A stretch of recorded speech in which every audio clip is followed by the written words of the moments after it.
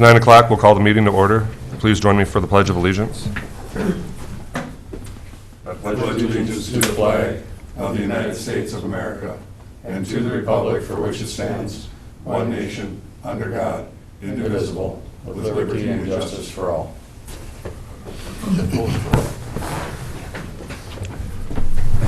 Thank you. An agenda has been provided before the meeting. Are there any additions or corrections to the agenda as presented? Mr. Chairman, I would like to add as soon as we're finished with the consent agenda at 9:02, Auditor Treasurer Tyler Reich to set a home tax abatement public hearing for August 13th. And a packet has been provided to you, so Tyler's here, so we'll act on that. Also, under other business, I would like to have approval for an auditor's warrant for this Friday, the 26th, to Martinez Concrete in the amount of $5,920.64. And when we do that, at that point, I would also like to request that subsequent bills for Martinez Concrete for the project at the parking lot be paid as auditor's warrants on Fridays as well. I'd just like to keep paying them on a weekly basis. Okay. So we can do that other business. And that is the only additions I have, Mr. Chairman. Mr. Chair, for those additions, I'll move the agenda. Second. Motion and second. Any further discussion? Not all in favor signify by saying aye. Aye. Opposed? Motion carries. Next up, we have the approval of the consent agenda, which includes approval of the meeting minutes of July 9th, auditor warrants of 7/12, 7/19, 7/22, and hospital warrants in the amount of $251,853.42. Mr. Chair, I'd move for approval. Second that. I have a motion second. Any further discussion? Not all in favor signify by saying aye. Aye. Opposed? Motion carries. And then next up we have Tyler for home tax abatement. Good morning. Morning, gentlemen. How you guys doing today? Good. All right, so this is another home initiative tax abatement request that I received late yesterday afternoon, but they kind of want to get going on it, so I figured I'd try to squeeze it into today's agenda. It's for Sandra Burke on parcel number 12.002.0100 on 70th Avenue. As you can see, the estimated total value for the house is $226,000, which would equate out to an abatement annually of essentially $1,030 for $3,090 total. Again, looking for the public hearing to be set at 9:30 on August 13th, 2019. So just seeking approval for that. Move to approve that, Mr. Chair. Second. I have a motion and second. Any further discussion? Not all in favor signify by saying aye. Aye. Opposed? Motion carries. Thanks, gentlemen. Thank you. Okay. Next up we have Dan Larson, Minnesota Rural Counties. Morning. Mr. Chair, members. Dan Larson, Minnesota Rural Counties. I'm the Executive Director for the group 30 Counties in Greater Minnesota. We like to say we're the place within AMC that rural counties go to talk about issues important to rural counties. I look back through my records. This is my 25th year with the group. No, I'm sorry, 22nd year with the group, because that's how old it is. And I've never visited one county twice in a year. So I was here in January, now I'm back in July, and the reason for that is because my group really wants your group to take a look at our group. We think it's a great fit. If you tie in it all to the message that there's a disconnect between metro and rural, how one thinks of the other. You look around that capital, and I'm a creature of that capital. I've been there longer than I've been with this group. There's an absolute disconnect between, and I grew up in the metro. My friends in the old neighborhood don't understand you. And the people that make the decisions, there's a split there between the metro and rural, and it's not anything that's a negative, or it's not anything that's there's a word for it. I don't think it's insidious or anything like that. I just think there's a lack of understanding of individuals that are 2 and 3 generations off the farm now.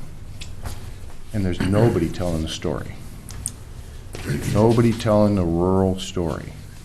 That's where our group is now focusing me, to start telling opinion leaders in St. Paul and across the state, in the greater citizenry of the greater Minnesota, what's critical to the culture and economy of greater Minnesota. And so we've started to do a few things. Our meetings now focus on having 1, 2, 3 individuals from an institution, representing an institution or an issue that is critical to greater Minnesota. And then I come from a media background, a journalism school, U of M, 5 years at the Star Trib while I was going to J school. So I'll take those meetings and put them into a news release or an op-ed, and then get those out to legislators based on what they said. Get that out to legislators and put it out into newspapers across the state, and we've had a pretty good run of getting them printed. So, so one of the things that I'd like you to focus on, and that's that media side of things. First of all, the overall who's telling the greater Minnesota story. This group is charged with doing that, and we're starting to gain some traction on it. And then one example should be in your packets, and I'm just going to focus on broadband. I looked at the map. You guys are in unserved and underserved area to a greater extent. So what we did, broadband and transportation, always 2 of the top issues with our group. So how can we make a difference? I always look to the broader things, broader issues, and say, what's the rural angle in this? And so we started, I said, you got a profile for legislators who's not being served. And so what we handed out just now is we did personality profiles. We did profiles on people that weren't being served in greater Minnesota. We told their story. Bang, bang, bang. Every week they got one. This year we worked with the Rural Broadband Coalition. Steve, I don't think I got this to you, but there's a piece that, okay, Yep. you got Yep, it. they've got it. All right, so this piece. So I told, within that larger group, 100+ organizations that support the border-to-border funding for the border-to-border broadband program, what's our angle? How can Minnesota rural counties, we're 30 counties within AMC, our resources are slim, so we have to hustle. How can we add to this group and make an impact? So I suggested putting together a public outreach committee. I worked with the EDA from Kanabec County, Heidi Saltzman, and said we're coming back to you with a plan. Well, the plan I already had developed. We're going to do an op-ed, a commentary piece from your chairman. We're going to get it out to as many newspapers as we can in the state, and then we'll do 5 or 6 letters to the editor, and we'll get that out to all the members, and you just pick one. Just take it, cut it, paste it, put it in your local paper, and it worked great. We got this piece. I turned it into something different. We put Nancy, our chairman's picture on it, but it's the same language, and it ran in 20 newspapers around the state, Duluth, Fergus, Rochester, and then a lot of smaller papers, West Central Tribune, and then those letters to the editor really hit. Everybody got those printed in, and that was at a critical time when the funding was being decided at the legislature. We got that punch into the legislators, and they started hearing from it at the most important time. So the outcome of that was $40 million for the first time in consecutive years for the biennium, so you don't have to this start and stop thing. That was an important thing nobody really talks about, but it's important. And then $40 million to restart really a program that because of the way the bill, the legislature went last year, year before last with that big omnibus bill, everything got sucked into that black hole that got vetoed. So that's one of the areas that, an angle where we worked. This little group hustles, and we need, and it helps my members and it helps your county. So other things we've done similar on, we did a piece on county program aid this year. Matt Hilgert did a great job with AMC, working in tandem with Micah. Our angle in that was the media, and we did an editorial piece. Same thing, right at the right time. CPA got done. That was our angle on it.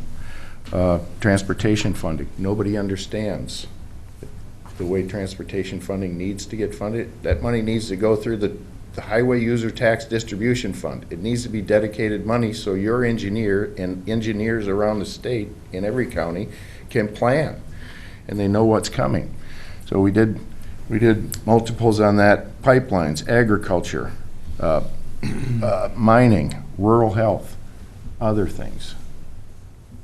The media angle for this group, and I'm starting to build the catalog now on things that are important to Greater Minnesota. When we hear from a group that comes to our meeting, I take their presentation, and I'm working with Becky Pazinger at AMC to put a format together where I can plug in things in, so it's uniform.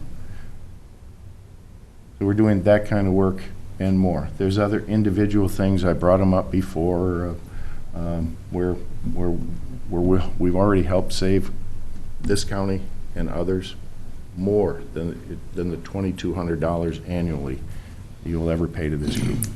So that's the pitch. I'm back here in July. It was nice in January, but this is good too. I see a lot of fields that are bare and a lot of fields that are wet. And I noticed that we're still in a trade war. And I noticed that the prices are low. And agriculture, I'm a little worried about. This is an ag county. This is a group that's not afraid to lead with agriculture. So I want you to keep that in mind. My message to this county board from Minnesota Rural Counties Caucus is, please think long and hard about membership in Minnesota Rural Counties. We'd love to have you. There's a place for you. Well, thank you. Does anybody have any questions or comments for Mr. Larson? Dan? Dan, can you get us access into the offices of our representatives? Your representatives? No, all of them in Minnesota, all of the senators and representatives. If you're going to work for us as a lobbyist, we need access. We have to go up there and we have to personally tell our story. Can you get us in the door? Well, one of the things that the answer to that is yes. And one of the things that, constrictions in my presentation, but I'm glad you brought it up, we bring them to us at our meetings. We bring key legislators to our meetings. Ask any of our members. That's the thing they like. One of the key things about our meetings is, and we don't make it that they're talking to us. It's back and forth. It's low key, low profile, and it's a conversation. So we do an hour and a half of that 2-3 times a year with key legislators. Thank you for that question. We're more than ready for that question. Absolutely. I would just concur that I've been at some of those meetings where the legislators are there, and it is pretty effective back and forth between them, and I wish AMC did more of that, frankly. But yeah, there have been a number of times where they've been up to 6, 3 to 6 different ones there, and it's, pretty nice to, because there were few enough people there that you could interact with them, but enough that it got the point across. Mr. Chair, we get in some pretty good conversations in those meetings. I mean, it can get heated. You can, there's, you guys at the counties, you're oceans wide in the things that you deal with, so in your part-time job. So we get into, it's cordial, but it can be pointed and I think effective in terms of value to the membership and to the legislators. They like it. They tell me, they like coming. I'll give you a specific example. We've been working on a grant to put up a building here for dental. And we've received a grant, which is terrific. But after we received the grant, we found out that we didn't have nearly enough money because the grant is administered by the deed program. And once we, pardon? Deed has no money. Deed didn't have the money, or, I'm sorry. No, we got the money, but the requirements under this deed grant are ridiculous. So all of a sudden, the grant that we received isn't nearly enough money to cover it because of all the added Oh, my. obstacles put in front of us. So we need to address that type of common sense thing. So that's back to my question. Can you get us in to talk to the key people to find out why are these restrictions so ridiculous? What can we do? One size does not fit all, as you'd mentioned earlier. We're not a huge metro area. Right. So to spend that kind of money doing all of these studies that are required for a huge project, when we're looking at putting up a little 2,400 square foot dental facility. So that's the type of help that we need from our lobbyists, because in essence, you are a lobbyist, correct? Right, that's Yep. right, yep. And if I remember correctly from our previous discussion, this is the only client that you serve is this group, or do you serve other clients as well? No, I've cut way back. In previous years, there were more. I have 2 primaries now, and I do just writing on the side. Okay. But the focus is Minnesota rural counties. But that angle is important for me to understand. The red tape, once the good news comes, you got a grant, then the bad news is you got a grant. Because now you're dealing with, Well, when you find out that a third of it gets consumed by the requirements, you don't have enough money to do anything. well, it doesn't work. It doesn't work for counties like yours and many of my members. Yeah, we got a grant for 500, and we needed 750 by the time they put all the strings to it.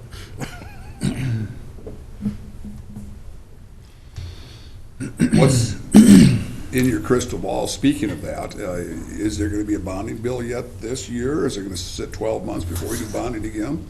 What's going to happen? Well, we whiffed last year. Yeah? The House had one ready. We thought there was going to be one. But, yes, there'll be a bonding bill. In this next 12 months, or it's going to be a year from now before it's addressed again? Oh, I think in the next legislative session, absolutely. If they have a special session. Right, and that's my Okay, question. that's Is there going to be a okay. special session? I would guess they'd put that on the table. I don't know what the holdup would be. But these are the types of things that we would need from a lobbyist, is this type of information, also this type of access, so we can go in there and talk to these key people and explain this situation to them. Sure. That, this is great, we very much appreciate the grant, but we can't use it. I don't know if it's premature to bring this up, but we did, if you look in the packet at some of the things we worked on last year, county-based purchasing is a key thing. We worked with Prime West. Well, yeah, Prime West and the group that Prime West belongs to. The director's name's Steve Gottwald. He's a former legislator, former chair of the House Human Service Committee, Finance Committee, and now he does that for him. Steve and I work real close together. He's been at our meetings twice last year, Steve, from county-based purchasing. And so it is premature to be talking about this, but he and I just talked yesterday about something like this. We need, where DHS is looking to consume county-based purchasing into the department and there forever after, never be seen again. And it's working well. So the thought is, let's go to a higher level, maybe talk to the governor, get some regular meetings, and reports back, because it's the relationship between counties and the state agencies that we're supposedly an extension of isn't working. And he was talking about DHS. I said, well, it ain't working in a lot of ways. I can name a number of agencies. So we're kicking that around with the thought of, and then I said, well, why limit it to the governor? Why not bring the the leadership from the House and Senate and the minority in have kind of a summit about it. And now his message with DHS is getting a little bit lost. That's why it's very premature to be talking. I just want you to let you know the kind of things we're talking about, which would tap back into what you're saying. Okay, if it's the larger picture and we're talking about everything, well, Pipestone County got a grant for a dental thing that they couldn't administer because the cost of administering was too much. Where's the benefit? Who does that benefit? Counties that are big enough to have the staff to do that work? Well, where's the cutoff? Because it didn't reach you guys. So those are the things we're talking about. And that's when, again, where we need the access. We need our lobbyists to be able to get us in the door through some of our, you mentioned Prime West, we're part of that as well too. Minnesota Rural Energy Board, our solid waste, these various joint powers, our Southwest Health Human Services. We do have lobbying efforts on our behalf through those groups. We realize that we need this. So when we look to you, you want an additional $2,200 a year to represent us. How are you going to represent us? What will we get? What will be the bang for our buck working with you? Let me lay that out so you know the process. At this time of the year, I'm starting to encourage my members to think about what you want to prioritize for the coming legislative session. When we meet in the pre-AMC policy meeting in September, we always meet ahead of AMC meetings when we can. You guys have enough meetings to go to, so if you're already going to be someplace, we try to put our meeting ahead of time and to coordinate. That'll be the first time where we start airing out what the issues are that are important. Everybody gets a voice. Then I write them all down, get them out to everybody, and you start thinking about it. At our October meeting is the annual meeting. We'll talk a little bit more then, but really the December meeting is where we prioritize. And that's where the priorities, I'm not going to be the one advocating. You guys got to be the one talking about the issue that's important to you among your colleagues. Then you tell me, and then we prioritize. So it's got to be an issue that resonates within the overall membership.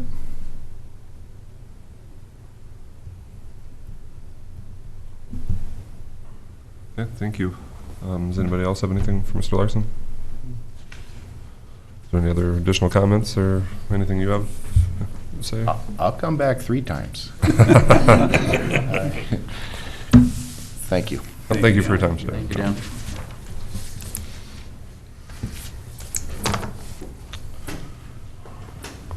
All right, next up we have Nick Bergman, Highway Engineer.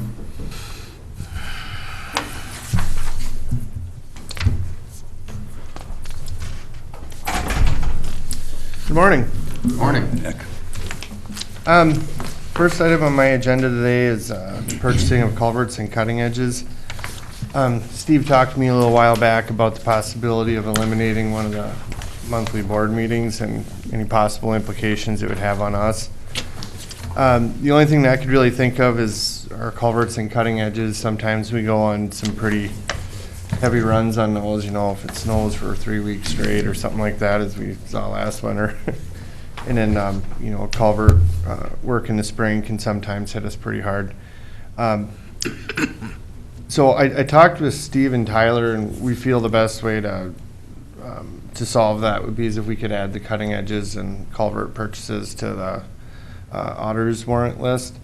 You know, that way if something comes up, we can just take care of it that Friday instead of waiting till the next board meeting, so. Seems like that would be a good policy anyway, Yeah. regardless of the meeting times, and you can get Yeah. things done as you need them rather than wait too late for a week or two or whatever. So. Right. Yep, I agree. Like cutting edges is a fair wear and tear item, so. And it's all budgeted for. It's nothing, it's just a maintenance item, you know. Consumable product that you use all the time. Right. It's nothing special. It's not a one-off. Right. Kind of like oil or tires or something for us, you know, just Yep. how it goes. Is that something you can just do by, or do we need a motion for that? Tyler? You know my resolution? It does. Yeah. Oh, Okay. okay. So I can work with Steve on getting the one that we approved at the beginning of the year. And essentially what we'll just do is just add those 2 items to it and just have that reapproved as a resolution. So I don't know if you want to do that today or if you want to. Next meeting would be fine. That's fine. With that. Yep, that works for me. Any urgent needs right now in that area, or you're? Not at the moment that I know of, but, 3, 4 people stop in wanting to put a driveway in and they come up, but I'll plan on putting it on, having it on my agenda then to approve the resolution at, that August meeting.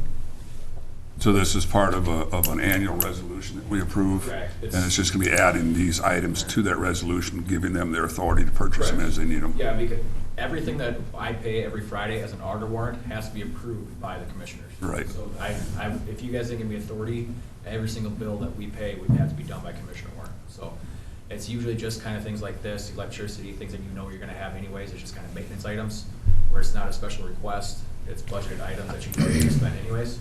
So I personally feel something like this, if we know we're gonna spend and it's more than likely gonna be approved anyways, I have no problem with adding it if you guys are okay with it. Sounds like it makes good For your common sense. department, it's almost like a routine bill, Just routine which is the bills. way we look at, Yeah. Tyler looks at the phone bills or the gas bills or anything like that. Those are just routine, and you're in 3, 4 times a year for more cutting edges and culverts anyway. It just makes sense to let him get those when he needs them. Sounds good, we'll be back with that then, so. The next item I have for right now is, I was contacted by, Dave Retman from DRC. They're starting to produce some of the material that we would possibly be interested in purchasing. It's the larger crushed concrete and brick. Since it has crushed concrete in it, I'm a little concerned with it. I know there's different rules with what you can and can't do with that stuff, so I contacted Kyle here at zoning, looking at it from a solid waste viewpoint or whatever. He had no concerns with it. I contacted the local DNR. They said as long as it's covered and not down in the stream, they were fine with it. Then I contacted the MPCA, the local branch. They didn't think it was a problem, but they passed me on to their specialist in St. Paul. And I talked with him, and he gave me a statute that says if it's not contaminated, we can reuse it as aggregate. So we're going to be picking some up, I think, today to kind of try it out. Sounds like he's going Mr. Retman's going to give us some to try out. And if that works good for us, we'll try to work out some type of price with them. And if, we think that's fair, whatever, I'll probably be back to request to purchase some. And What will you use it for? right now, we would plan on, like our soft spots in the roads. We've been digging those out. Sometimes we've been adding some of the rock from our gravel pit as like a base there. And then we put good gravel over top of it to kind of cure those. But that's rock we could be using to crush if we run into, or when we run into sandier material at our pit. So I really don't want to burn up all that. We're going to need that. I just don't know how much of that we're going to need. So if this is a good price out here, I think it would be a good investment. We could use To use some of this stuff too, rather than, it just makes sense to use it, I think, but, if you can. Yep. Yeah, but we want to try it first before we commit to buying anything. And if it works like I think it will, Good idea. yep. So just giving you the heads up, there's a pretty good chance I'll be back to request to buy some of that, so.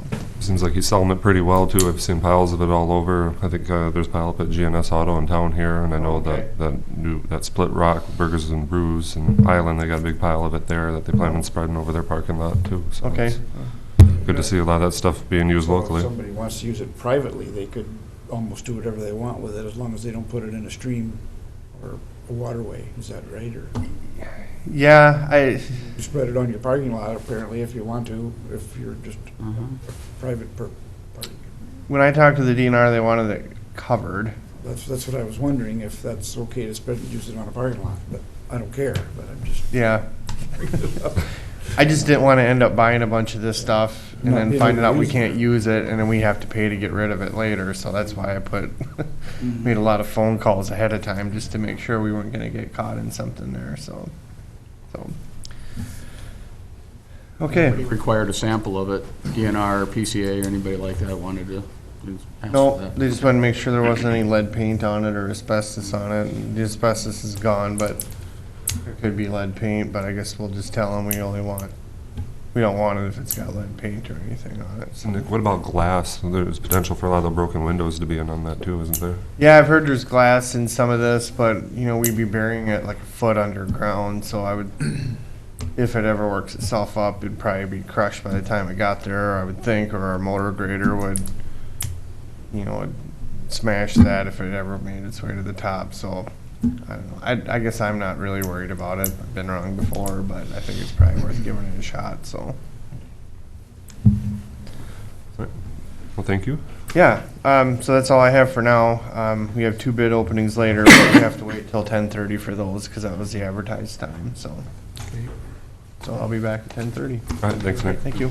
Domain will be here, county attorney will be here.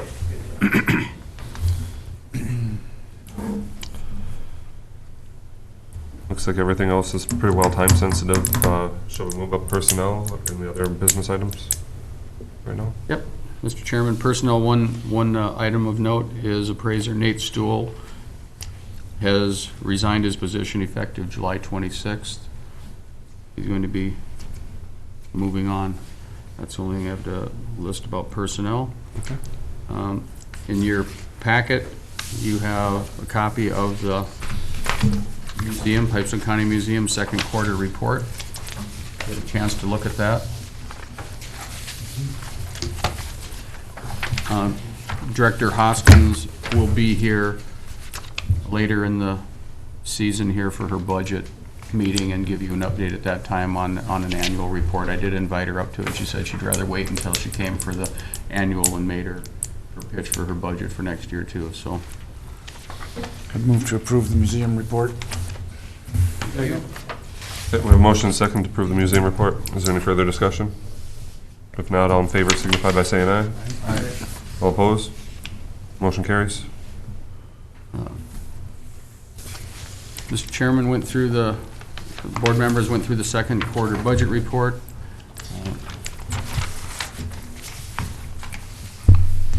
For the most part, budgets are right on target. Most are between 48 and 60% of budget. Things are looking quite good in the budget, so I don't have anything major to report on there at all, unless you had any questions if you look through it. On the wind energy tax, is that all we're getting for the year? Yes. Yeah. I talked to Auditor Treasurer Rice this morning before the meeting, and wind energy tax for the previous year for 2020, we will find out what we're getting in February of 20. So our budget and levies will be set. And one of the issues we'll have going into the next production year, which is now, is the Lake Benton 2 project is basically offline. Right. So I would anticipate that we could have a lowered amount in 2020. Initially, Tyler and I had talked, and we thought that the wind energy tax was, we would be getting money in 20 for Stone Ray, but we won't be getting until the following year, into 21. So it'll be February 21 before we see the first payment on Stone Ray. And then probably 22 or 23 on Lake Benton 2. So I backed off the estimate on wind power for next year to 450,000, which is what we've been holding on. We got 444,000, I believe, this year. I think it's 454, I think. 454, yeah. So that's where we're holding on that. Or no, 444. 444, okay.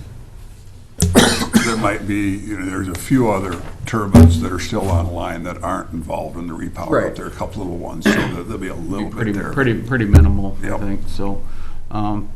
Tyler showed me, solar production, the total the county's getting is 19,700, and of that, we get 80%, and the township split the rest.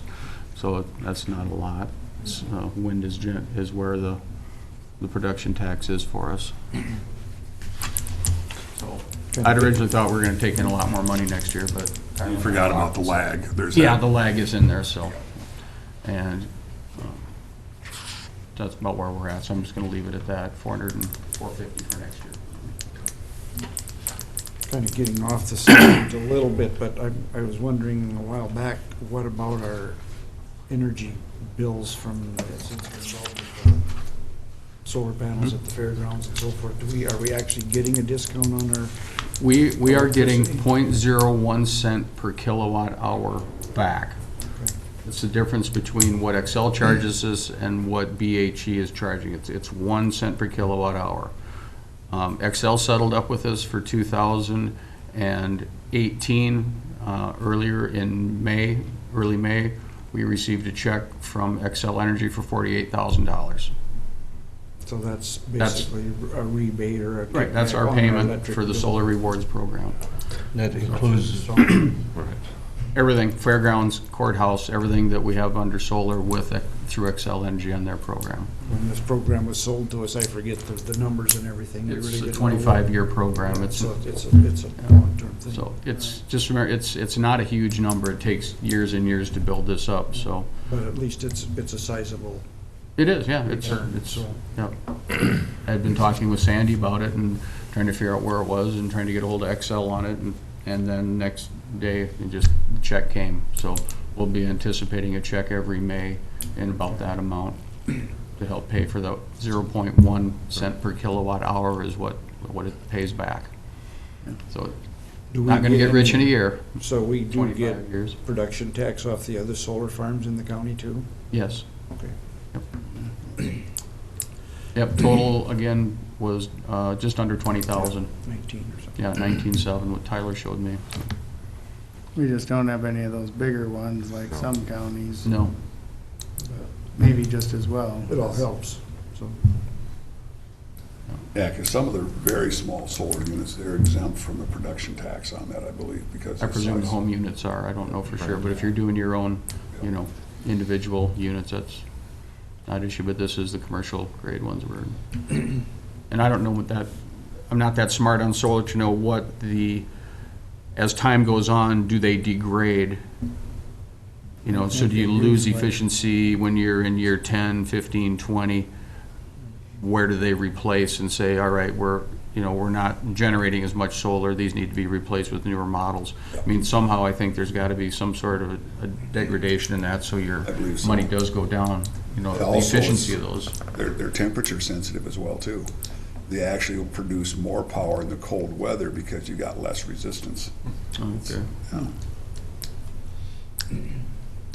So, we could use some more solar in the county, we'd take that. We'd certainly like more wind production energy, but we know our problem is transmission line capability, we don't have that access. So if that's something, our group from Minnesota Rural Counties, we need some help with that if we want to do more. We have the land, we just don't have the ability to Of the wind. send more out, and we certainly have the wind. That was one of the things we did discuss yesterday at our Minnesota Rural Energy Board meeting, is how do we get more transmission lines here? Right, So that's where we need these lobbying efforts, absolutely. yep.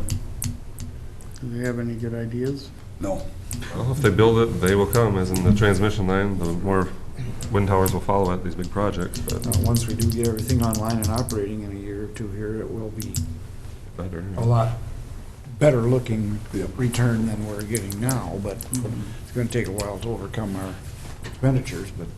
I don't recall the specific details of it, but there is wind development in the Redwood Falls area where the developer of the site actually built a number of miles of his own transmission line to get it out. Not that unlike what they did in Rock County here a number of years ago, where they built that transmission line coming across out of South Dakota. That was actually the developer, not the utility, that built those lines. Interesting. need a motion to approve the report. Yes, that would be nice. I'll make a motion to approve. Second it. Okay, we have motion second, approve the second quarter budget report. Any further discussion? Not all in favor signify by saying aye. Opposed? Motion carries. Thank you.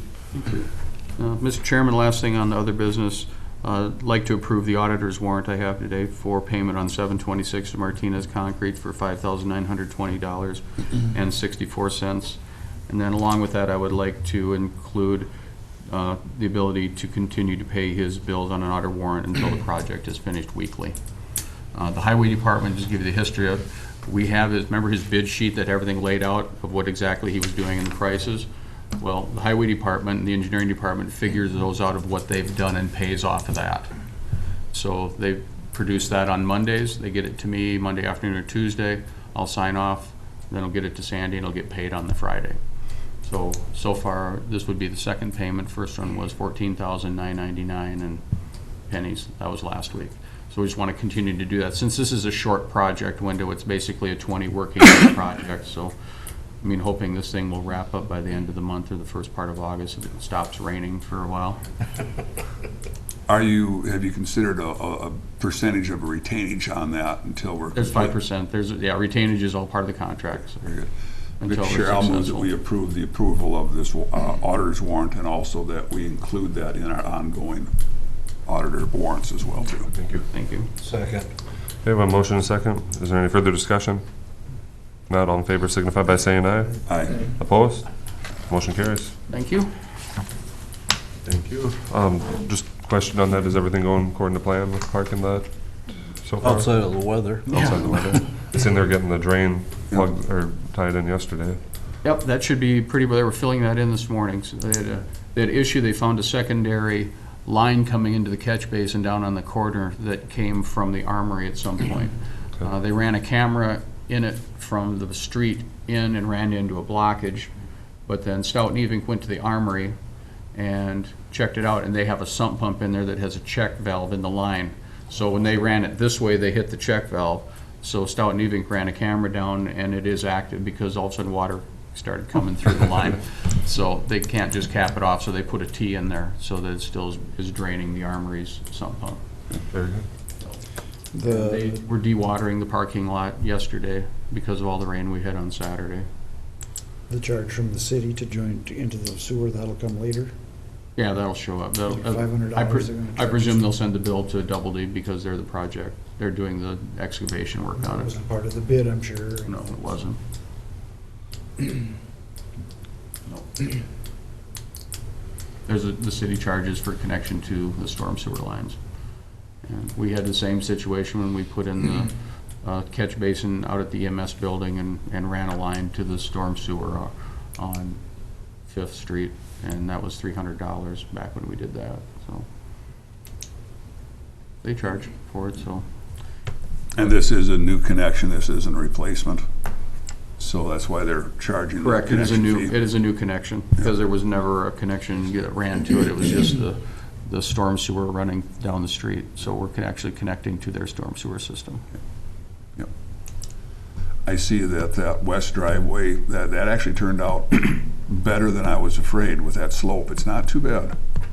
Yeah, I talked with Keith on Saturday morning. He says he went right up it on Saturday morning after the rain, no problems. I guess next question is, do we want to cement it this year so we can finish the landscape, or wait a year? Kind of, and maybe this isn't the place to discuss it. Yeah, I think we should get the building committee, get together and talk to Nick about it and come up with a plan on that. See if it would make sense to do it this year based on his knowledge and expertise on it. The compaction and stuff. I'm always concerned about going through a frost cycle, but let's discuss it. Yeah. Yeah. I'm fine with that, that would be fine. Okay. Mr. Chair, that's all I've got right now. We have nothing Nothing. until 10 o'clock with that public meeting for the feedlot for David Veldhuisen. Recommend we go into recess. And, all right, it's 9:46, we'll take a recess until 10 o'clock. Thank you.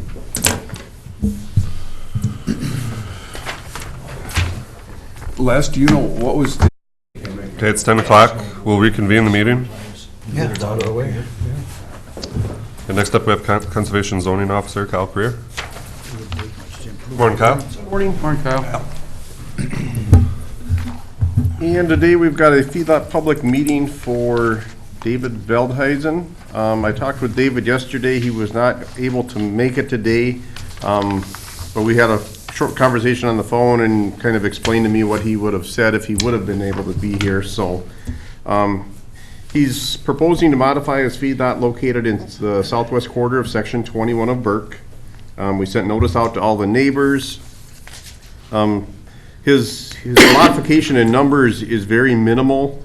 He's only increasing a small amount, primarily just creating a 30-head hospital pen where he's gonna house some of his animals that are treated or having, sore legs or things like that. So that component is really not significant at all, but he is also putting in a manure stacking slab where all of his manure, solid manure, will be stored and then hauled out, typically like once a year. Right now, he's stockpiling all his manure in his fields, kind of a temporary stockpile, rotating those around every year. And he wants to get away from having those out in the fields and getting it all in one location. And then there'll be a runoff control also along with that stacking slab that he's creating there from concrete. So that is the proposal. So I don't know if you guys have any questions. This storage area, then it's in compliance then with it, and it's part of his manure management plan, it's compliance with. Right, it'll actually improve it because right now, your The runoff is Your there. runoff from that out in the field and so forth, Yes. so this will be better for that. Yep, and you end up with a better manure. What I've heard from others also is it decomposes better when it's being in those bunker type areas. Better, yep. Yep. So yes, everything would be an improvement from what it is currently. You'd mentioned sent out letters to the neighbors, did you get any response back, or did? We did not. I talked with Dave yesterday, and he said he heard from a couple of his neighbors, and they were questioning why he was even going through the process. So we just explained that anytime you modify, even an existing facility, it's required to go through the process, and the noticing is required anytime you're over 500. And the same thing at the township is involved in this as well. too, Correct. so.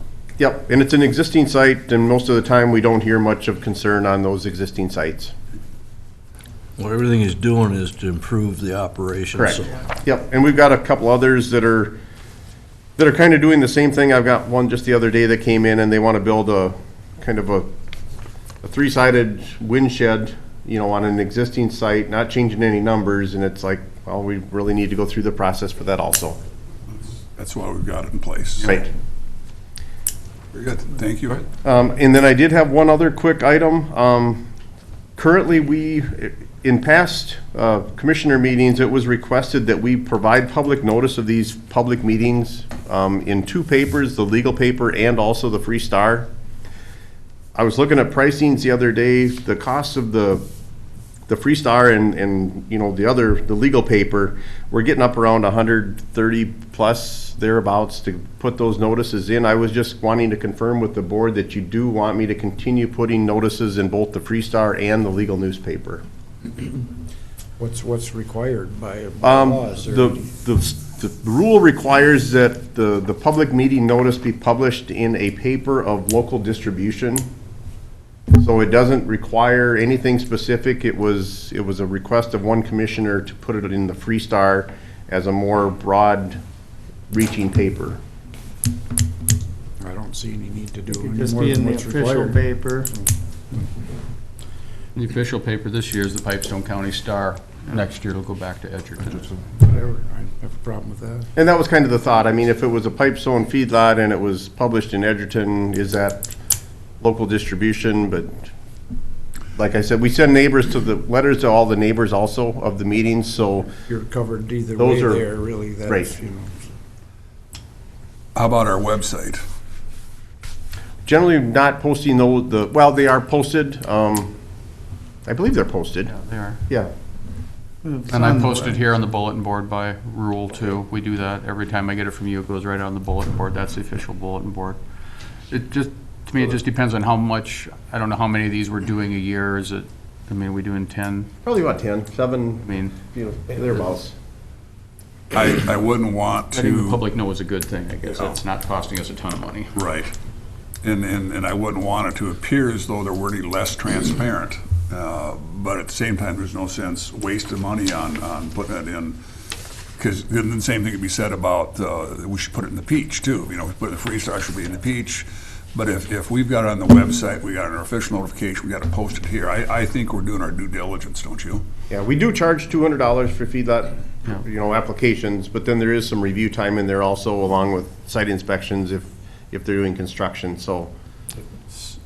worst come to worst, we could raise our fee schedule to cover some of the costs. Right. Which we'll need to do this year anyway. We're going to be working on the fee schedule this fall. We need to do that for December. I presume it's not going in the Edgerton paper if they're not the official paper, correct? Yep, correct. So the only way people down that area would see this if they don't get this star would be the free star, because everyone gets that, they get it by mail Right, yep. Or the website. or web. But then we can't make the assumption that everybody is computer literate either yet, so. True. Has access to the internet. True.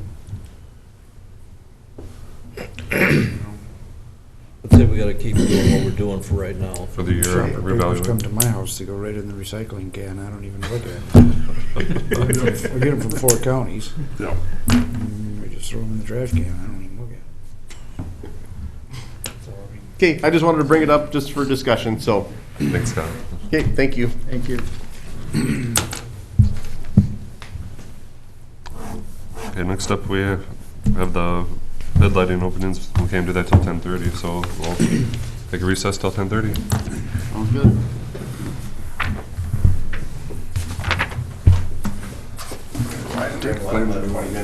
Yep. It's 10:30, we'll reconvene the meeting. We have Highway Engineer Nick Bergman here for bid openings. Okay, we have 2 bid openings today. One is for project, SCD 059-602-026. That's a federal project. That'll be the second one we're opening up. After we open that, we can't award. We have to send that up to the state, since it's federal, and they'll check over to make sure that, all the DBE, et cetera, benefits or requirements have been met. So that'll probably take a couple weeks before I can come back and recommend award on that. So the first one we're opening up is a pair of state aid projects. No more bids? Okay, perfect. One's on our County Road 3. That bridge is posted down to 8 tons currently. And the other is on our County Road 67 to be part of the trail expansion. So those project numbers are SAP 059-603-006 and SAP 059-599-097. The first bid is from Henning Construction out of Adrian.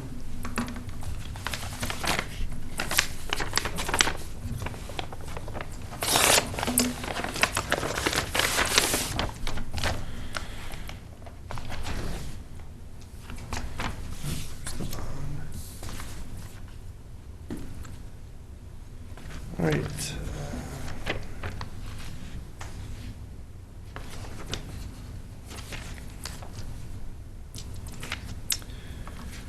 Henning's bid is $778,313.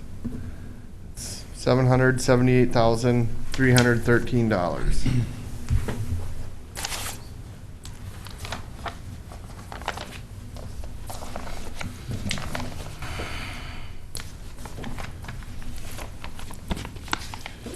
Okay, next bid is of Midwest Contracting out of Marshall.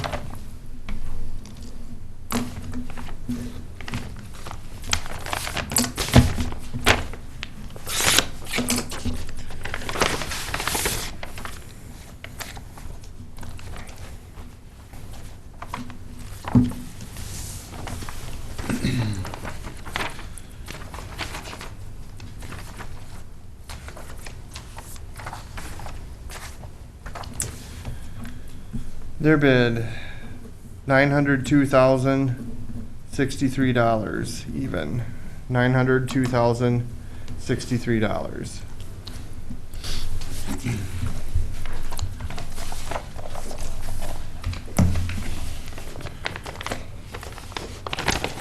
And the last bid is of A&C Excavating out of Marshall.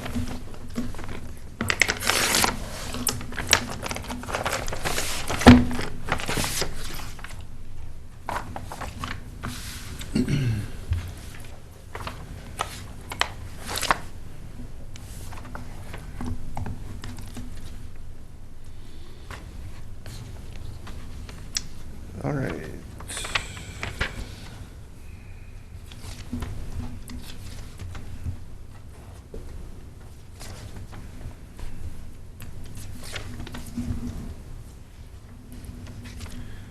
All right, A and C bid. $907,913 even. $907,913.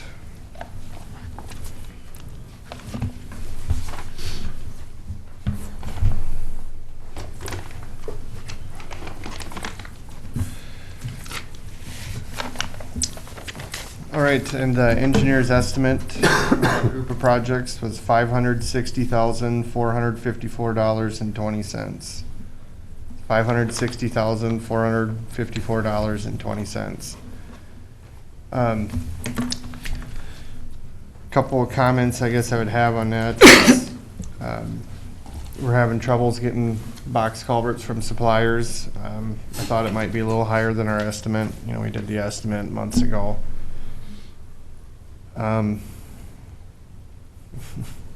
It's probably going to be late in the year, so that would increase it a little bit too, but we'll check bids. We'll see how they turn out. I'll think about it in the meantime, and we'll have a recommendation after bid here. Bob's are fine. Okay, perfect.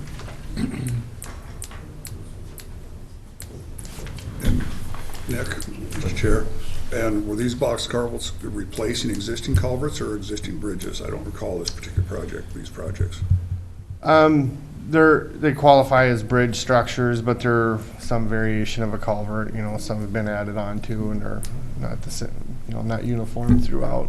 But these are some of them that we were just made aware of that were below. The one is, standard. yep. The other's on our that trail expansion project. Okay, so this is for the federal project on County Road 2, just east of our County Road 16. The first bid is of R&G Construction out of Marshall.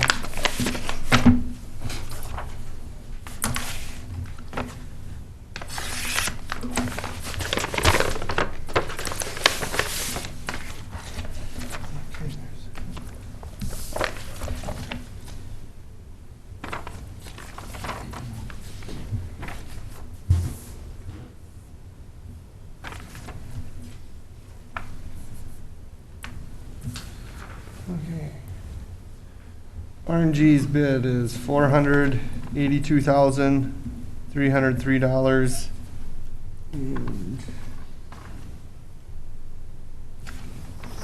Glasses. I think it's 29 cents, so.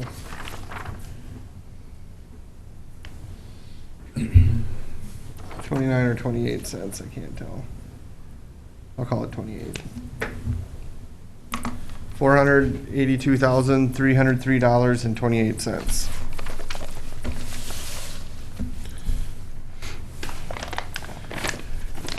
The next bid is from Henning Construction out of Adrian.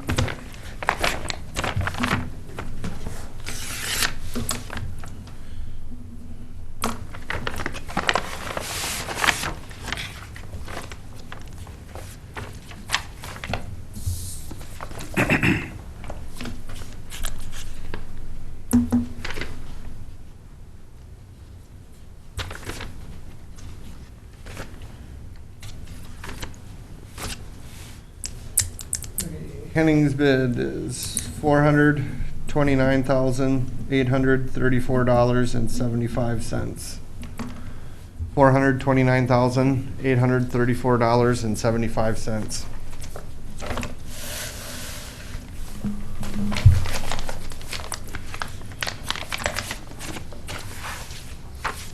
The next bid is of Midwest Contracting out of Marshall.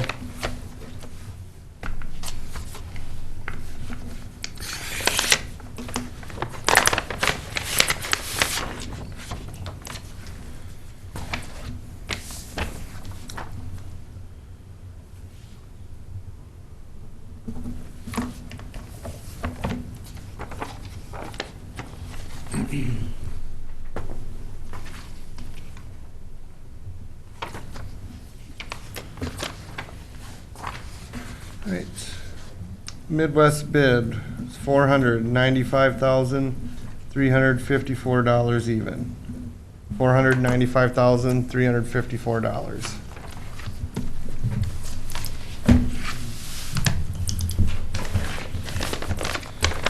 And the last bid is of A&C Excavating out of Marshall.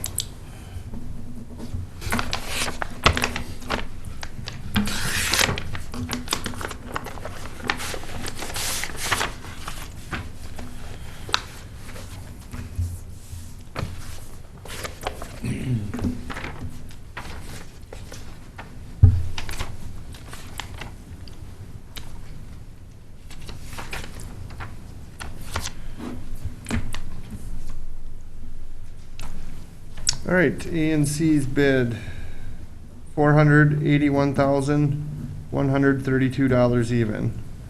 $481,132 even.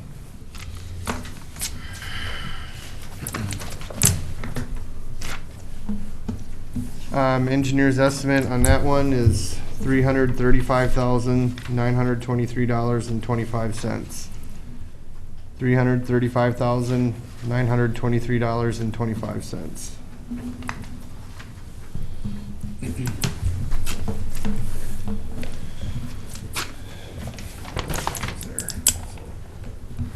All right, when we get prices checked and I'll be back then with a recommendation. Those bonds are good too. Okay.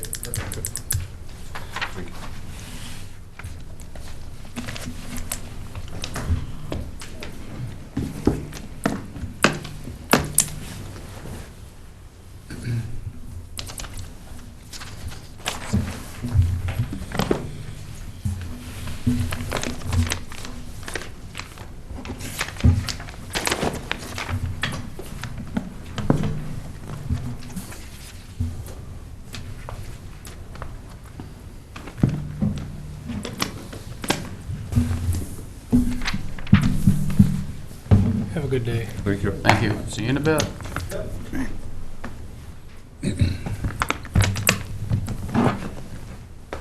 Okay, next up, we have Jason Overby, Lincoln Pipestone Rural Water. If you're ready, Jason, we're ready for you. Good morning, everyone. Morning. Morning, Earl. How are you? I was gonna say better than I deserve. I got Jason saying that now, too. Yeah. He's definitely influenced me and brushed off a little bit of it onto me, so. Well, thank you, and I appreciate the opportunity to come speak with the commission again.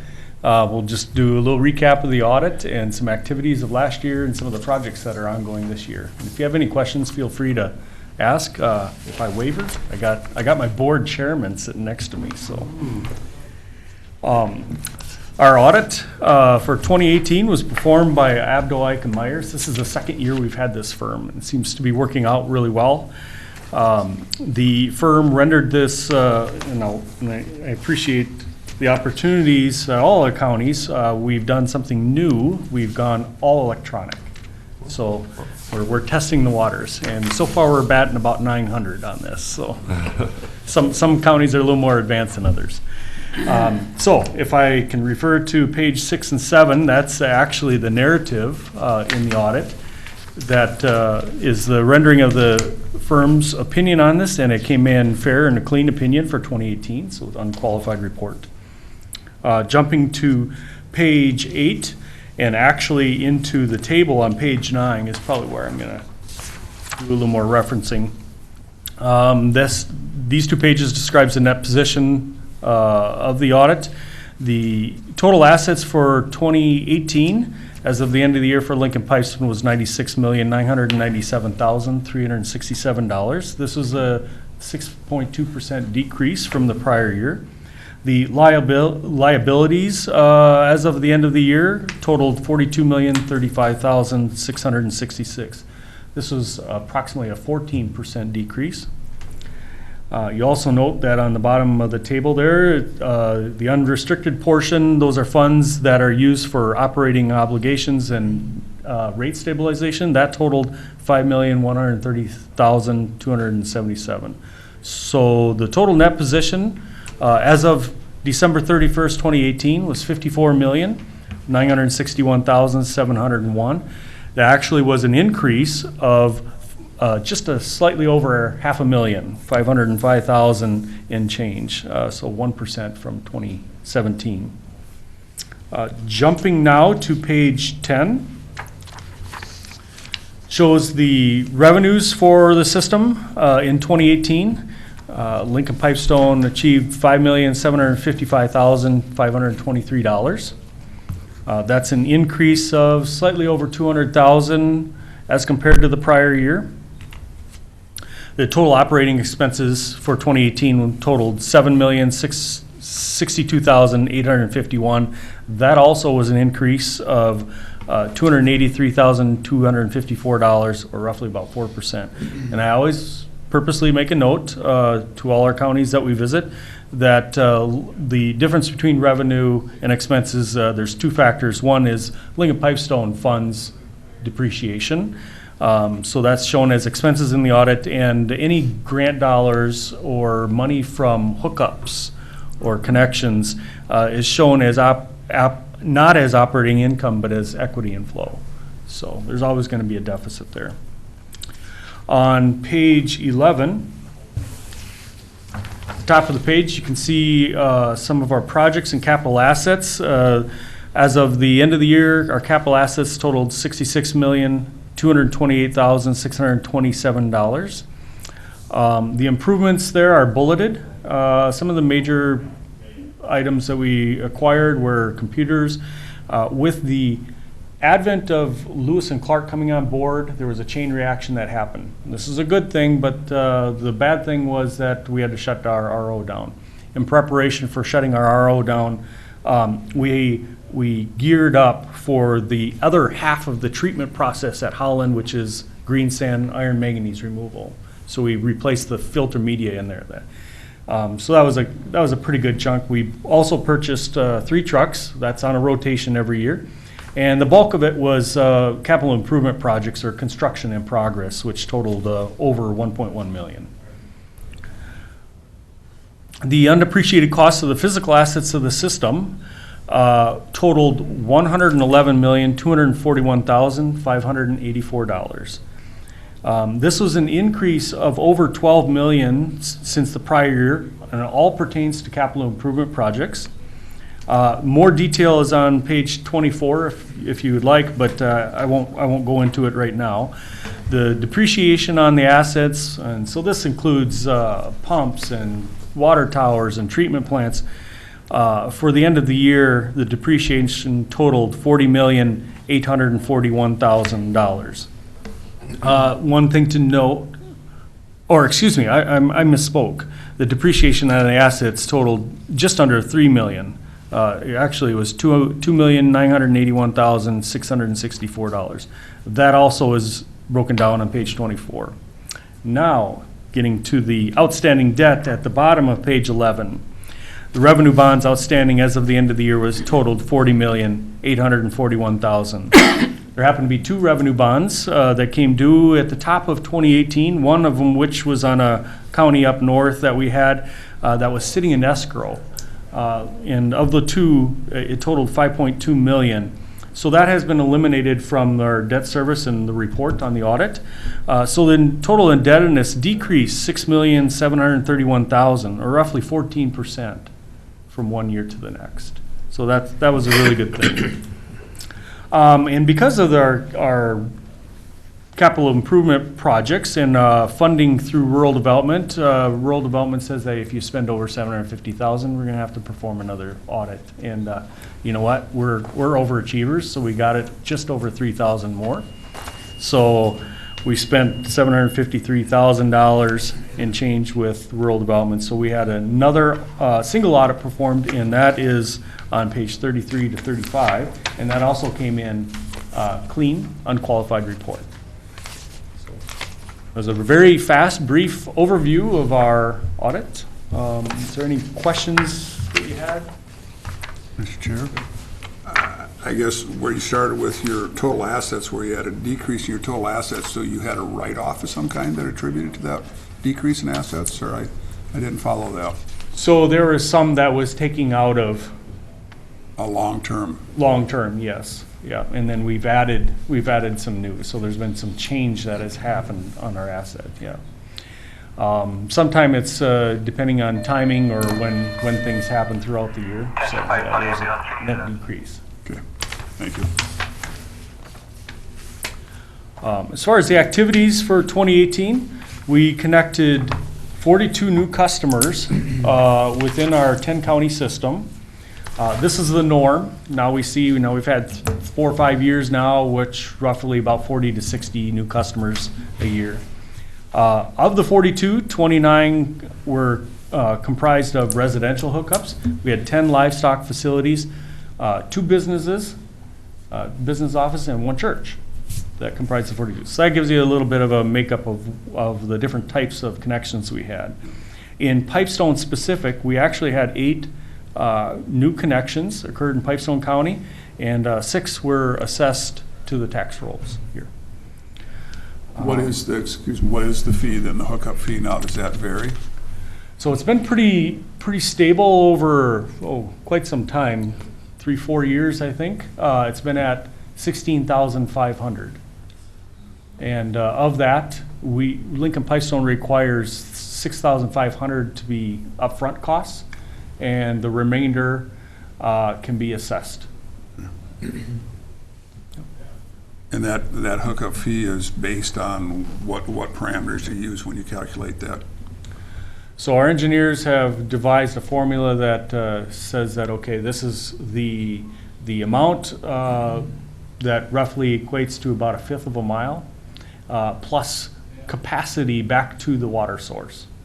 So you're buying your share of pipe network, of treatment, of well source. Plant facilities, you know. Plant facilities, yes, pumping, electricity, you name it. So, and that is consistent for all of our customers for all 10 counties, so. That hookup cost would be in addition to that, that's up to the customer, right? Yeah, if. Depending on the situation or whatever. Yep, unique situation. A good example would be a customer that desires to hook up that's a mile away. There may be some extra pipe footage So you charges. consider 1/5 of a mile, and then beyond that, it's the customer's expense pretty much, so. Yep.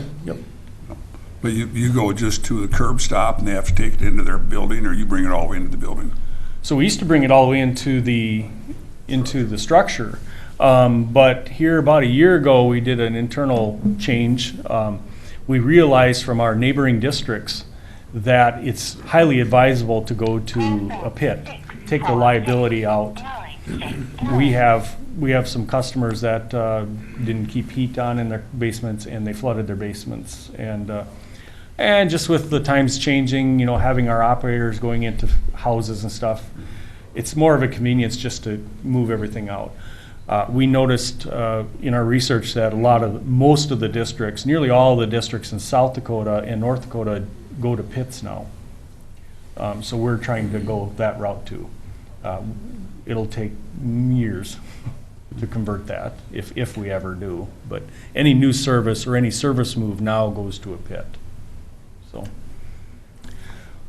regarding our projects, as you well know, that we have a Priority 2 project going on, which involves 5 phases.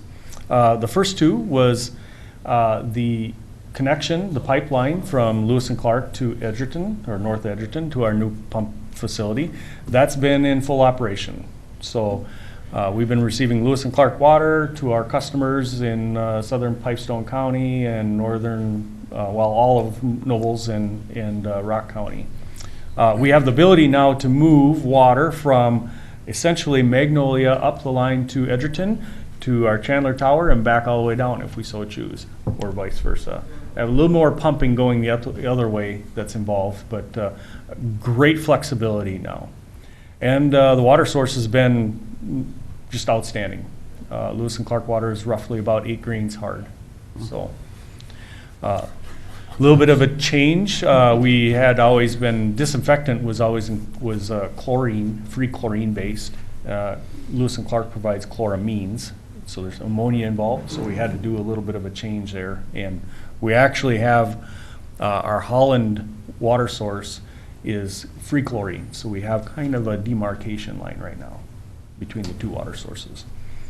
So those two are done, and we're actively pumping water up into the area. The downside of that, when Worthington came on and our second connection was fully operational, the reverse osmosis treatment at our Holland plant had to be shut down. So we can no longer, MPCA says we can no longer discharge to the stream. The hardest pill that we have to swallow is that water sources are hard to come by in this area, and we're eventually, well, we are not pumping out of our North Holland well field. Right now, it's sitting idle. We have two high-capacity wells there, 500-gallon-minute wells, but because nitrates are up pushing 15 to 20 parts per million, we can't put it in there until new treatment comes. And that was why that Holland field was reverse osmosis in the first place, is because of high nitrates. Yeah, a portion of our, well, all of our North Holland was high nitrates, and a portion of our South Holland, or the main plant there, is nitrates. Nitrates, although it's taken out of that water through that process and it is concentrated, that actually wasn't the issue. The issue was the salts, the minerals that process also removes from the water, goes, and that's being discharged to Pipestone Creek.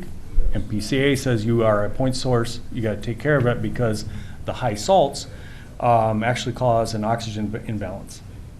Well, you probably know that a lot of the communities are dealing with minerals and salt issues too. So it is a hard pill to swallow to lose a water source.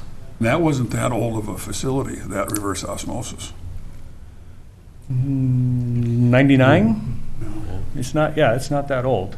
And our constituents are still paying on that treatment plant. So fortunately, Lewis and Clark has supplanted that, but again, the downside is we lose a water source on it.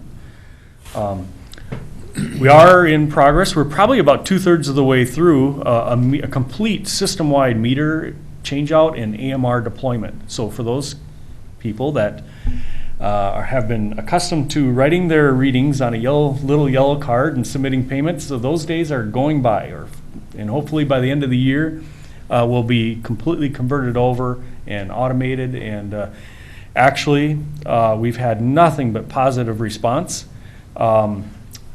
People are identifying, as soon as that gets put on, they identify toilet leaks. We've had it's been a huge deal for the livestock industry. They are realizing that, when a water gets broken or bumped, they don't have to wait 20, 30 days to figure this out. They can catch it within 24 hours. So some even gone to the extent of comparing it with their high-tech system, and it's spot on. So a lot of positive response. At our Verdi water source, we are doing a new pump station, just like Edgerton there, and we're putting in about a million gallons worth of storage. The old cement storage there was like our Edgerton one. It's only 250,000 gallons, so much improved storage there. And lastly, on that project, we're going to be doing a complete overhaul of our SCADA system. SCADA is our monitoring of all our facilities. We have roughly about 38 different sites, pump stations, and you name it. So we're going to bring that up to speed with technology, and we're in the works for that. Outside of that phase, we're doing some additional projects. Soon to be, our next newest town will be Edgerton. They'll be hopefully connected with us by the fall. We're working with them on kind of a joint endeavor there. The Chandler Tower is scheduled to be repainted, so that's a major undertaking for both interior and exterior recoat. And along with the board packet that you've seen is a special request that I'm asking. We are, about 10 years ago, we were faced with a moratorium on the south end of our system. Things have changed. We've got water. We've got Osceola water from Iowa, and now we have Lewis and Clark. So we're somewhat water rich. That table has turned 180. On the north end of our system, we've been operating on a moratorium up there in our Burr water source. Two factors that drive that is, one is we're nearing our permits up at Burr, and the second is just transmission. There's one pipe that leaves that treatment plant and heads all the way down essentially to Marshall, and then all the way back up to the Montevideo area, Highway 212. So we have, during high demand periods, we have some major constraints. We had worked previously with the city of Marshall to try to find a joint effort, and that didn't pan out. The city of Marshall got that, so we kept pursuing, and we found a water source up by Dawson. We've done some exploratory work. We actually put a well in and have done a 7-day pump test. The results of that have been reviewed now by DNR, and they, with some other restrictions or recommendations, they've given us the thumbs up to keep going if we so choose. We know that if we were going to develop a water source, this is going to be a costly endeavor. So we have pursued, the board has pursued bonding from the state. So we're going to go down that path. We've secured a lobbyist. We've gone now to each of the counties that I've done the presentations and asked for letters of support. And that's what Steve has put on with your board packet. How does this affect Pipestone County? Well, it may not have any direct impacts as far as water or water source, but if by achieving funding from the state, we can lessen any costs associated to our members, our constituents. So it does have a direct impact to our customer base. So kindly ask that to pass a motion, I guess, for a letter of support, and we'll add it to the rest of the counties and cities that we have done so. Mr. Chair, I'd move to approve the request. Okay. Motion and second. Is there any further discussion? If not, all in favor signify by saying aye. Aye. All opposed? Motion carries. Thank you very much. You're welcome. That pretty much sums up my overview. You have any questions? Here's find one more typo before you sign Okay. Is there a limit to how much pressure you can send through a line? If you have more demand, for example, further north than you can supply, can you you can't just turn up the pressure a little bit and shoot some more water up there, I would assume. Do you vary that with pressure? Is that consistent all over the system? The answer to that is yes and no. The uniqueness of the north source, their burst source, is it's coming off the top of the ridge, and we actually reduce pressure as it goes down. Gravity somewhat. Yep, it's all gravity fed. We have one pump station on that whole system. On the south side, we're all about pumps. It's all about pressures and flows there, so we have more pump stations there. But yeah, and then you talk about pipe resistance, how fast we can move water down. Imagine there's a limit. You can't push more water than. Yes, there has been times in the summer where, from our Burr water source to our Minneota tower, we couldn't get water fast enough down that pipe to keep up with the tower, even at night. This particularly hits hard when it's during spraying season, when all the conditions are right and everybody wants to spray. They like our water the best. Clark water comes in up a 14-inch pipeline, if I remember correctly. Is that pressurized by Lewis and Clark then from the south? Yes, it will be now. They have a pump station down in Rock County. Basically pushes it all the way up to Edgerton Pump Station. Yep. At one time before they had that pump station, it was actually being fed. We were receiving water at our Edgerton site at 14 gallons of pressure, or 14 pounds of pressure. That's pretty good though. That all was generated from the 85th Street Tower on the south side of Sioux Falls. Okay. That's a long ways to. So that tower was pressurizing that all the way up to our site at Edgerton. It's pretty impressive. It's interesting. Yeah. Jason, what is the footprint then of your meters, your customers that you serve? How big is your service area? So I would call our northern boundary, you mean our outer boundary of our system, about Highway 212. Yep, we feed a few developments just outside of Montevideo, crossing on Highway 212 there, all the way down to the Iowa border. From east to west, it somewhat resembles the state of Minnesota. The south end, we go into 2 townships into Jackson County. We have a little pinch in the middle, and then on the more northern end, we go as far east as Echo, Community Echo in that surrounding area. Of course, Rock County is on the other side of the ridge, so we tend to stay apart because of that ridge. Is that? Yes. Okay.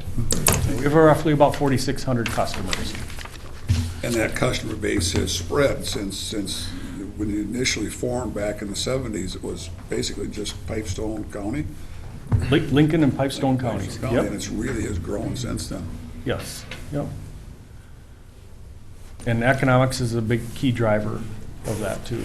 We've seen the change from Nobles County with the livestock industry, and now that's progressing north. So, good question, thank you. That growth comes from demand. It doesn't come from the idea of our board trying to push out and see how big we can Oh, yeah, get. yeah. Because obviously, we know what a precious resource water is, and like I said, with the advent of the source from the Missouri River, it's coming from a long ways. Yeah, that drop of water goes a long ways. Yep. And we have the ability to, from our connection at Magnolia, move it another 30 and possibly more miles, depending on how we arrange our system. So that drop of water could get north of Lake Wilson, Woodstock, if we so choose. So, long ways. It's too bad Pipestone didn't get in on that. Well, they are looking at a Lewis and Clark 2. So after all that's being built out, they'll have, that treatment plant down there will have the ultimate capacity of about 60 million gallons a day. Then they're looking beyond that. Those steps have started now beyond that. Nice. So So they would just build off the existing system, or? it could be. It could be off the existing, it could be, yeah, it's in brainstorm right now, so. Okay. Well, thank you very much for allowing us to come. Thank you. And if you have any questions, have Steve funnel them my way. Absolutely. Sounds good. Thank you for your time.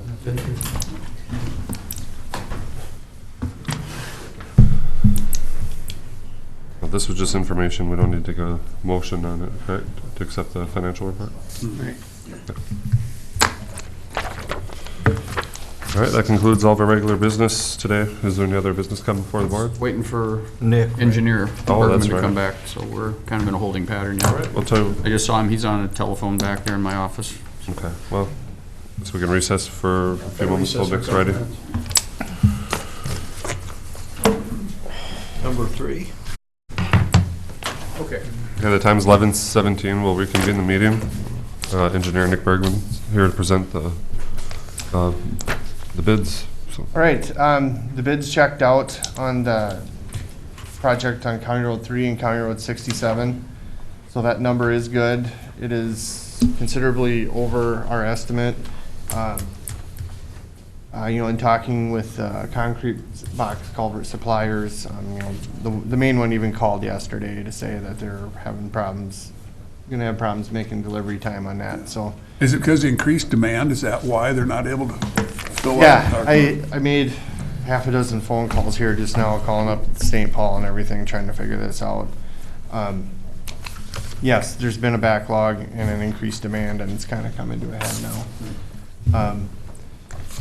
So splitting these two projects apart, it looks like the one on our state aid road that's posted down to 8 tons is about 73,000 over the estimate. We can use state aid funds on that. And the other one out here is 144,000 over the estimate. There's a possibility of getting additional special town bridge funds from the state. Otherwise, we can use our local town bridge funds. So it's not gonna be a local levy impact. As much as it hurts me to say, I think we should award this, because I think we really gotta get those culverts out there done, because I don't know what kind of impact that would have on the trail if we didn't do it. The road on County Road 3, or the culvert on County Road 3, that's in bad shape. We can't run a plow truck over it. Murray County was nice enough to do it once or twice last year, it's a little over half mile for them, but that's gonna be a major impact too, so as disappointed as I am in the prices, there's reason for it happening, and I really think we need to go ahead and award this, so that would be my recommendation, would be to award. Mr. Chair, I'd move to approve the low bid from Henning. Second. Okay, we have a motion and a second to approve the low bid from Henning Construction. Any further discussion? Is for both bids, Yeah. Just, well, or just the One one? bid. both for two projects, two projects in one contract. Okay. The federal one, we gotta have state approval to Right, award that. right. And I'm gonna check with them. We might be able to get extra funds from them too, so that, otherwise it'd be our state aid on that, but I need to do more homework on that yet, and there's time, so. Okay. Any further discussion? Not all in favor signify by saying aye. All right. All opposed? Motion carries. All right, thank you. We will let them know. It does seem like the biggest spread, though, we've seen in a long time. Yep, It is. yep, I thought it was gonna be kinda crazy today, but I didn't think it'd be that bad, so. We've had a lot of bids that were under the estimate too, so I think if you kind of look at that, you're, Yeah, that's probably the way to look at it, but well, doesn't make, Culvert supplier, he can deliver for us if, on time on these. If we're gonna give him $100,000 extra, I hope he we're gonna can give them get that, it we're here. gonna hold them to it, Yeah. so penalty and all. I mean, Right. I'd like to think that that's some of it they built in too, is being late on the bid, so, or late on the completion, so. All right, well, Thanks, that's Nick. all I had. Anything else? Did from you hear today? anything more from Fish and Wildlife on the, Not yet, but that's supposed to be, their timeline is coming to an end, so we should be hearing from them shortly. So I'll be contacting, if we haven't heard from them, I will be contacting them before the next, for my next meeting, so. sadly, I've heard that before, but. Yeah, that's not a new thing, so. All right. Thanks, Nick. All right, with that completed, is there any other business to come before the board? Move for adjournment. Second. Got my motion second to adjourn. I believe we can adjourn with that. We don't need to vote on that. Right? All right, we're gonna stand adjourned. 11:20.